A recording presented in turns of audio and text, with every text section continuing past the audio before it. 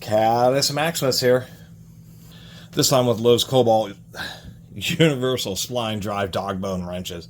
Companies just can't get enough of these dog bone wrenches. They've actually been around. I don't know if it was Thorson Tools or Industrial. I can't remember.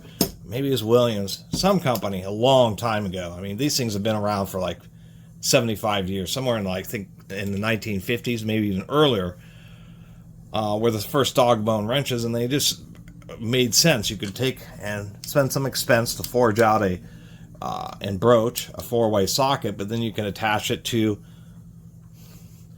a handle, and what you end up having is a socket wrench that can work on multiple sizes and is one tool. I mean, if you if you're like a certain type of service technician, if you're having to do climbing or carrying around tools, is where these things tend to have any arguments for using them. Is just simply the fact that if you have to work on a variety of different fasteners, it is lighter to carry around something like this. So we'll get to the big claim to fame, which is interchangeable anvil, and that's what makes it universal. This is just a simple single detent, so you're really asking to lose this little pin here.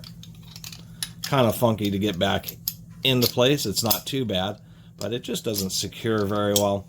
We do have an integrated ball detent on that side, which is what's interfacing with these. I mean, I will give them credit for, they are spline drive, so it is universal. It will work for both fractional and metric fasteners. I believe the splines are nominally metric sized, and this will happen to work on the fractional ones because of the extra clearance, but maybe not the tightest fit. That's the easiest way to put it. But at least they colored and stamped sizes on both sides. Anyway, claim to fame. Look at this. They came with a anvil. Now, here's the hilarity of this thing, is the fact that this is a four-way anvil. So what we have is 1/4 inch, 3/8, 1/2 inch, and then we have a 1/4 inch hex. So this would probably be the world's largest handled screwdriver relative to the bit size. You would need more than an inch of clearance to actually be able to twist this around. So that's what's a little bit, and the same hilarity goes for the 1/4 inch drive. I mean, the places where you'd use a 1/4 inch, this would never fit. That's the easiest way to put it. Not particularly well made. If we take and look down here, you can see that it is badly bent on that side. And this is actually a little bit bent.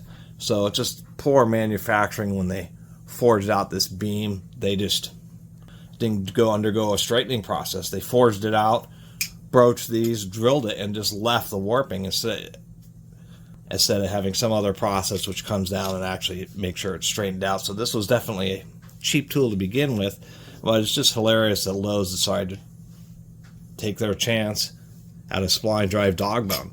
But I guess to their credit, being a spline drive dog bone, it will work on just about any socket. Actually, I think Harbor Freight's Pittsburgh is also a spline drive.